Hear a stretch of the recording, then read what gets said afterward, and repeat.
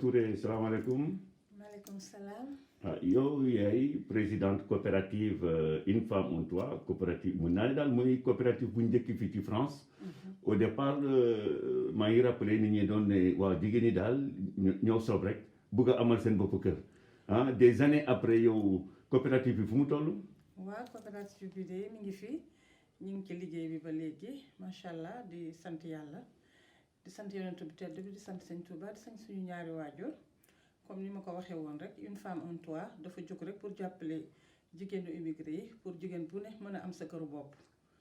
voilà donc boobu ba léegi nag ñu ngi ciy liggéey ça fait des années donc ñu amoon ay convention tripartite ak l'État du Sénégal donc buñ ko signé ak Namora waaw ak Namora donc yàlla def Namora am ay tolof-tolof mais comme l'État moo engagé woon coopérative yi bu France bu Italie ak bu Amérique donc actuellement donc ñu ngi woon ci démarche yooyu ba léegi yàlla nag def na si jàmm bon président signé na décret pour indemniser victime Namora yi. Parce que je me souviens du ministre Diène Farba Sarr ñëwoon na France fii. balaa élection présidentielle bi waxoon na ni Macky Sall dina leen jox terrain Daga Kholpa ak yéen. donc affaire baa ngi doog a sotti. waaw affaire bi nag mu ngi doog a sotti yàgg na ça fait 2 ans bi fi ministre Diène Farba Sarr ñëwee bon waxoon ni président moo ko envoyé pour mu ñëw xool situation coopérative yi pour que ñu mën a indemniser victimes yi mais yàlla mi ngi koy doog a dogal. Donc on nous avait le papier qu'on nous a remis avec Diène Farba c'était 120 hectares 62 hectares à Daga Kholma 62 hectares à Yène. Mais par contre là maintenant on se retrouve avec 94 hectares à Daga Kholma donc nag xamuñu nag yeneen 24 hectares yi fan la jaar bëggoon nañ ci quand même leeral parce que mënuñu bind 120 hectares ba pare wëlbatiku on se retrouve encore avec 94 hectares. te joxuñu leen benn explication. waaw te joxuñu ñu benn explication bu clair bu ñu mën a xam lan moo wàññi suuf si te loolu nag bëggoon nañ ci am ay explication yu clair parce que victimes yi dañoo bëri au niveau de la diaspora donc France mi ngi fii Italie mi ngi fii Amérique mi ngi fii donc am na aussi victimes yoo xam ne ñi ngi nekk Sénégal ay Sucsas ay Cotecna ñooñu ñëpp ci victimes yi lañ bokk parce que ci programme bu Namora lañ bokkoon mais par contre ku ne da nga am sa programme nu mu tëddee woon ñun état moo ñu garanti woon donc nag yaakaar naa ne état continuité la bu garanté benn programme bu sooxee ñoom ñoo war a relancer waat affaire bi teg mbir mi yépp ci yoon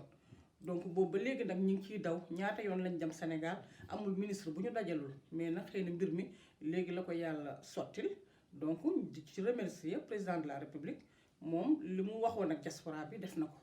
donc signé na décret bi donc li ci des léegi mooy que ñu jublu ci partage bi te loolu nag la ñu gën a yàkkamti mooy ñu partager affaire bi miite ko ci coopérative yi parce que coopérative yëpp am nañu ay agrément ñun loolu la ñu soxla donc ñu bind ay kayit yu clair génne suuf si dagg ko ku ne ñu miiteel la ci sa coopérative ñun bi ñuy dem Tivaouane Peulh 25 hectares lañ ñu jox loolu la ñu fa joxoon muy 1000 logements pour la France donc am nañ fa nag ay kër yoo xam ne jox nañu seeni borom seeni caabi bon am nañ fa deuxième vague bi ñu waroon a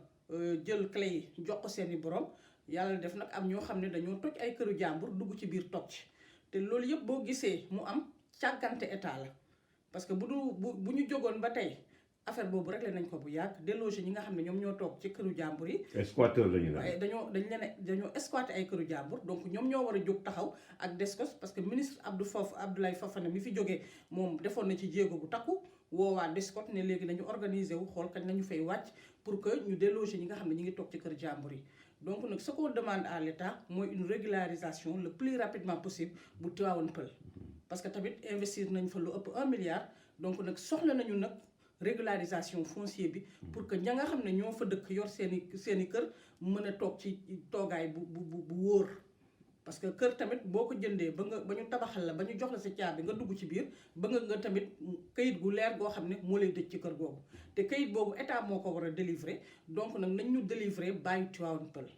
loolu la ñuy ñaan président de la République donc Daga Kholma bi nga xam ne tam dagg na fa 94 hectares yi tamit indemniser ko victime yi ñu ngi ko ciy gërëm aussi di ko ci sant mais nag 120 la woon léegi nag bëgg nañu xam nag. est-ce que yéen jéem ngeen def ay démarches pour xam différence bi lan moo ko waral. En tout cas on était reçu par le ministre Abdoulaye Sow moi j'ai posé la question nee naa ko on nous avait donné un papier de 120 hectares avec Diène Farba mais comment ça se fait on se retrouve avec 94 hectares donc nag bëgg nañu xam liñ ci teq fan la jaar lu ñu soxla mooy nañ ko ci delloo parce que victimes yi dañoo bëri donc ñi nga xam ne dañoo cotiser pour kër lañ war a jox ñi nga xam ne dañoo cotiser pour terrain lañ leen war a jox donc nag bu ñu wàññee suuf si loolu tamit du arranger coopérative yi nañ ci delloo liñ ci dindi delloo ñu 120 lañ ñu joxoon donc on réclame nañ ñu delloo 120 yi ñu joxoon. est-ce que c'est une question d'actualité xam nga tey jigéen yu bëri ñu ngi monter ay coopératives ñoo yëpp mun naa ne ci yow la ñuy roy est-ce que yow tey boo amee nii ay difficultés ñooñu dinañu am facilité pour nit ñi wóolu leen. non duñ leen mën a wóolu parce que coopérative bi état moo ko garanti woon fu président waxee ministre ya wax ba tax ñëpp engagé ci biir. coopérative yi am ay problème ak Namora boobu ba léegi ça fait 10 ans nit ñi di ci daw ñi ngi koy doog a commencé di régler donc yeneen coopérative yi aussi nañu ubbi seen bët te xam ni ñun fi ñu jaar donc ëllëg ñoom tam mën nañ fa jaar donc yaakaar naa ni booy def mbir da ngay xool ki ko njëkk a def téye ci fukki at di ci daw moom lan la traversé ak ban coono la ci am coono la di nga traversé lu métti doo lekk doo naan doo nelaw bàyyi sa liggéey di dem Dakar di ñëw di jaabante di dem di ñëw combien de billets d'avion la ñu fay. te billet Paris Dakar dafa cher Paris Dakar cher bay bëgg a dee. lu ñu liggéey mu yem ci ay billets di dem ak a ñëw donc seen liggéey administration Sénégal. est-ce que yow da nga soupçonné nii par exemple on sait que président de la République moom 120 hectares la waxoon. est-ce que da nga soupçonné peut-être que am na ñoo xam ne ñu ngi ciy jéem a def njuuj njaaj. mais bien sûr. parce que loolu dafa bëri Sénégal parce que mënuma comprendre ñu signé kayitu 120 hectares on se retrouve avec 94 hectares donc loolu dafa yéeme parce que ñun dañoo yor kayit boo xam ne état moo ko signé ñu remettre ñu ko jox ko Assane Mariama mi nga xam ne moom moo yor coopérative Atlanta et aujourd'hui on nous dit 94 hectares donc nañ ñu leeral li ci yow aussi presque da nga bëgg a seetal sa bopp. waaw man aussi dama bëgg mu leer parce que bi ñuy wax ci kanamu nit ñi la ñu wax bi ñu bindee dañoo bind ne 120 hectares donc suñu bindee ne 120 hectares ñu war a taxawaat ne 94 hectares. dañu naan explication li ci deñ fu mu jëm te man bëgguma ko ma taxal donc damaa bëgg mu leer ci bopp ñëpp 94 laa gisagum léegi nag ministre bi nee na dina xool 120 yi liñ ci dindi fu mu jaar pour ñu delloo ko ci pour mu leer ci bopp ñëpp mais actuellement li ñu soxla mooy nañu ko séddale miite ko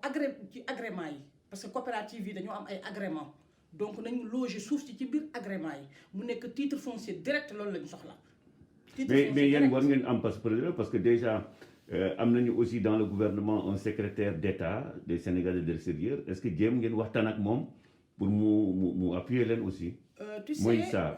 Moïse Sarr demoon nañ fa man ak Assane Mariama mais bañ fa génnee on était dessus parce que li mu ñu won ak li mu ñu expliqué dara dugg ci suñu bopp. parce que ñun dañoo am expérience li ñuy téye dañ koy yàgg dox yàgg ci daw war ko ba ñu demee ci moom mu bëgg ñoo wane nañu recommencer waat à zéro loolu intéressé wuñu donc ça veut dire que poste yi ñu tasee fii ministère fii direction fii ça ne nous serve à rien suñu ministre Sénégal de l'extérieur mënuñu ko teg bët amul kenn ku ko mën a teg bët ci Alioune Badara Cissé la ñu gën a gis ministère des Sénégalais de l'extérieur ministère affaires étrangères et Sénégalais de l'extérieur recevoir la diaspora donc nag lu ñuy wax président Macky Sall na xam ni diaspora bi ñoo yor Sénégal nañu tegal ministère soxlatuñu suñu ministère ñu koy coller ci affaires étrangères et Sénégal de l'extérieur parce que bu ñu soxlee ministre bi mënuñu ko gis dañu bëgg un ministère autonome boo xam ne Sénégal de l'extérieur yi ñoo fay toog dëkk bu ne am ku fa représenté nga xam ne problème bu am ci au niveau de la diaspora dinañ mën a ñëw foofu jooytu ko foofu régler ko foofu mais seetlu nañu depuis président Macky Sall ñëwee ba léegi donc ñun faveur bu ñu amoon ci Abdoulaye Wade yépp moom da koo dindi ndax amoon na fi defoon nañu ministère des Sénégal de l'extérieur amoon nañu tamit haut conseil des Sénégal de l'extérieur loolu yépp dara amatu ci lépp da koo dindi di créer ñu ay direction yu ndawaan fii di directeur fii lii fii te amaluñu kenn njariñ benn directeur mënuñu ne wax defal nañu benn acte ci lu ñuy dox li ñuy dox ñoo ko doxal suñu bopp ñoo rayanteel suñu bopp fuñ ci egg tey rek suñu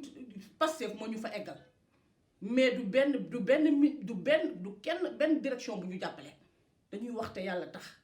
Diène Farba nag macha allah dañ koy gërëm sant ko parce que ministre bu valable la dañ ko waroon bàyyi foofu fa mu ne woon ndax moom mi ngi fa doon liggéey bu am solo Abdou Karim Fofana aussi la même chose ba mu ñëwee moom tam ba mu ñu recevoir suñu xel dal na léegi nag Abdoulaye Sow moo ngi doog a ñëw ñoom tam ñu ngi koy déglu ci di ko xaar ci liñ koy xaar mooy nañu séddale suuf si ba pare ñu jox ñu bàyyi Tivaouane Peulh ñu sécuriser suñuy villa ya ñu exploité nit ñi ñu génne leen comme ça ñi nga xam ne dañoo jël seen retraite bëgg a dugg seen kër ñu mën leen a jox seen i caabi ñu dellu ci ñu dem dëkk seen i kër looluy dëkk mais dëkk boo xam ne tout est basé sur la corruption ñëw fekk kër gu ñu tabax karole ko def ko buntu nga dajji installé ci biir mais loolu Sénégal rek la am amul feneen te ñu bàyyi leen ci ko ñu bàyyi leen ci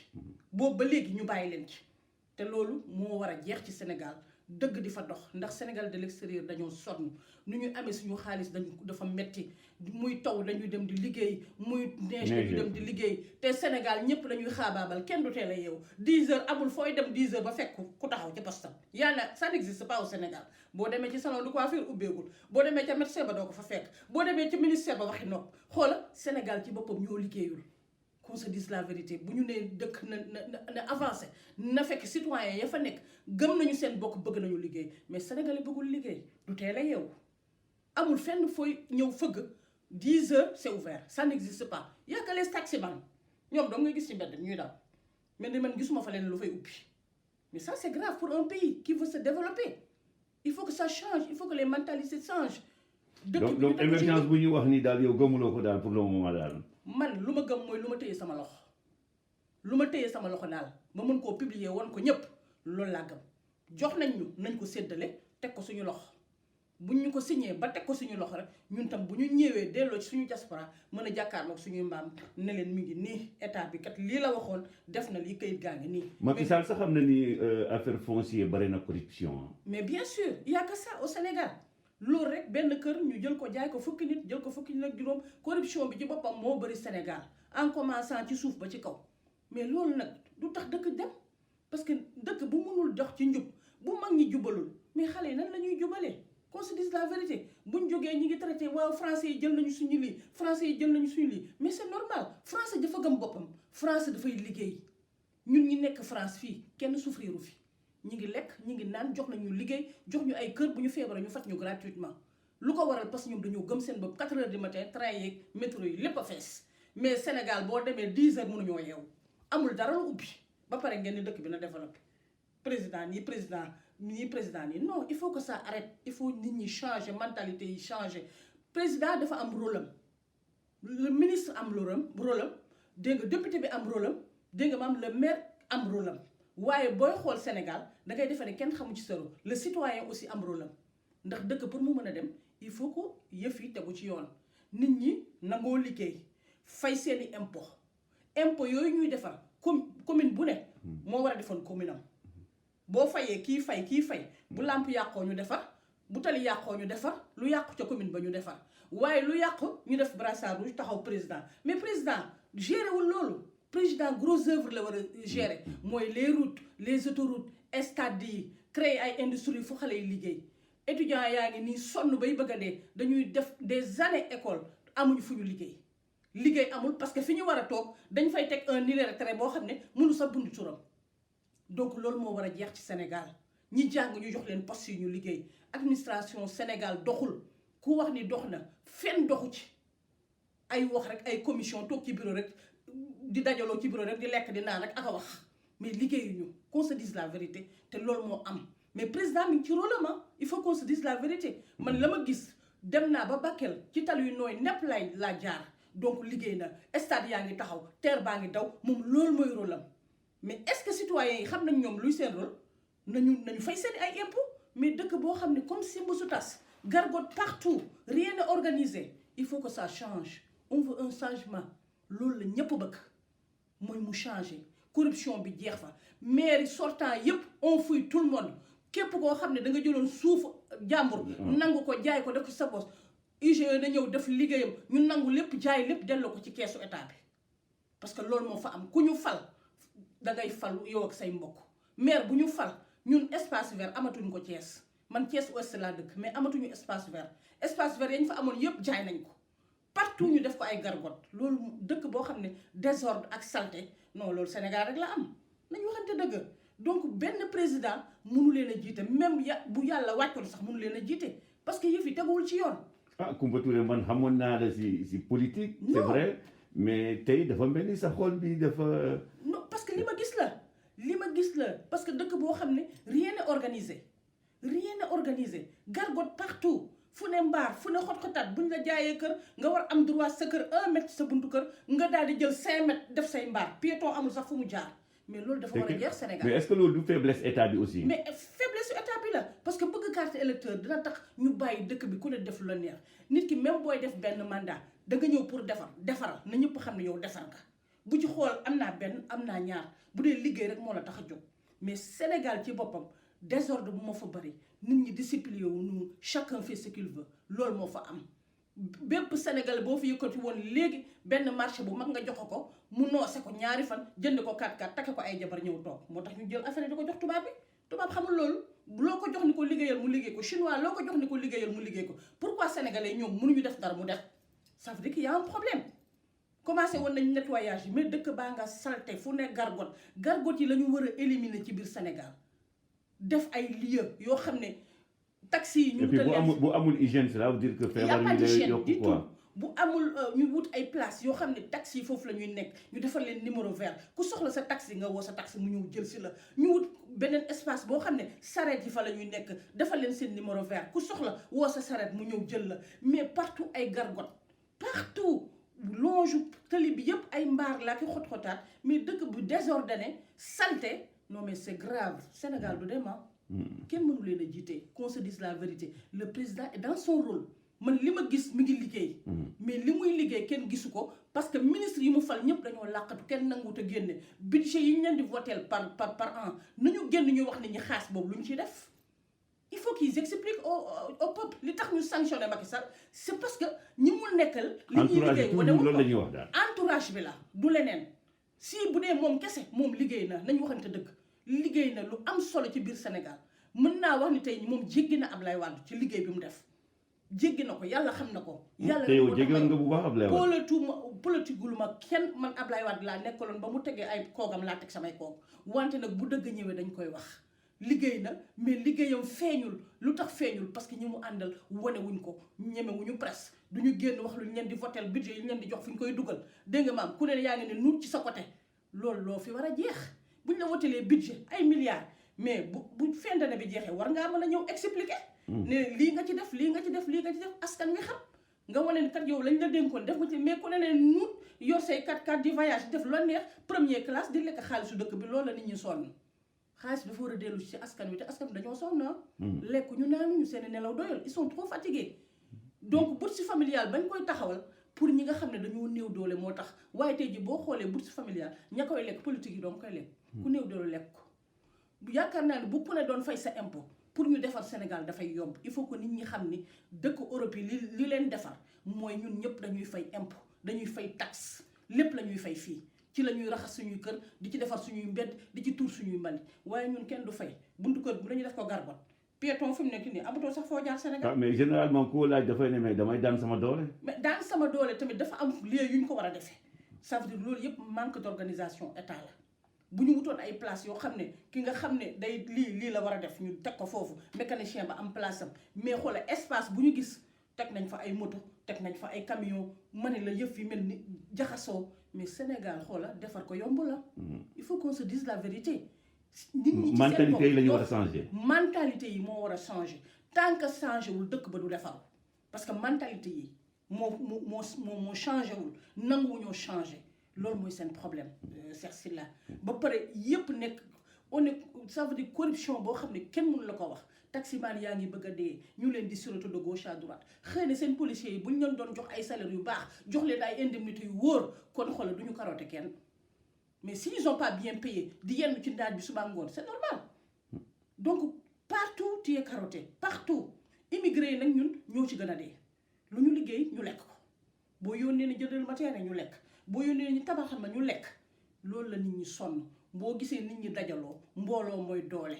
na nit ñi man li may conseiller sama immigré yépp bu kenn engagé ci benn promoteur dajale leen ngeen nekk ay coopérative d'habitat xeex lu kenn mën fukk ko ko dàq. bu ngeen dajaloowee ci ngeen di am doole ku leen laal di ngeen mën a xam nu ngeen di dalee ci kawam waaye ku fi rocceeku def par benn ñiy jooy bari na. donc nag tey sant nañu yàlla nag yàgg na metti na mais ñu ngi commencé di gis bët am nañu satisfaction. parce que li ñu bëggoo but bi ñu bëggoon a atteindre. que ñu delloo ñu alalu askan wi. président signé na ko. bon dernière question bi yéen fu mu nekk nii da nga ne rapidement ñu def lotissement yi pour ñu am seen terrain est-ce que am ngeen moyen rapidement tabaxal ñu cotiser pour am kër. mais bien sûr bu ñu amee suñuy titre foncier. banque boo ko teg monter sa projet teg sa banque dina la mën a financer comme ça immigré yi continuer di fay ndànk-ndànk comme ni ñu ko daan liggéeyee comme ça financement yi ñuy jël ci banque ak booleeg ñun suñuy cotisation bu ñu ko boolee mën nañu di ko tabax par 15 par 20 ànd ak suñu promoteur bu wóor ku ñu doy ñuy superviser mais ay 100 000 logements ak ay 200 000 logements immigré yi amatuñu confiance ndax ku fi teg sa 100 000 logements boo fi jógee nag nga nekk ci même problème que Ablaye Wade projet bi mu tegoon. loolu la ñuy bañ loolu la ñuy maanaam léegi yéen daal leçon expérience bi ngeen ci tiré mooy ay par petit lot ngeen di joxe. voilà na nekk par petit lot mu clair mu leer bu ñu sampee 15 bu jeexee ñu sampaat 15 ainsi de suite kër yi lekk ñu naanuñu ñun ñibbeeguñu xale yi dinañ mën a am seen ay kër ñi nga xam ne retraité lañu mën a ñibbi dem toog ci seen i kër dund fa le restant de leur vie mais mënoo nekk immigré toog fi ba dee fekk doo am foo dugg. loo liggéey say mbokk lekk non loolu moo fi war a jeex léegi nag nit ñi jox comme titre foncier la buñ ñu ko joxee buñ ko séddalee mu nekk titre foncier donc ñun dinañ mën a am banque bu ñu accompagner ñu liggéey ak banque bi comme ça suñuy cotisation ñu allégère ko Sénégal de l'extérieur yi parce que seen charge dafa bëri. fii ñëpp xam nañ loyer yi dafa cher lekk cher naan di cher comme ça ñu koy def ndànk-ndànk ba ku ne am sa dëkkuwaay. loolu daal la ñuy ñaan yàlla di ko ñaan di ñaan wër ak wër gu yaram yàlla may ñu tal ba li ñuy sumb daal yàlla eggaleel ñu ko. jërëjëf Coumba ma rappelé ni ay présidente mouvement coopérative d'habitat une femme un toit jërëjëf.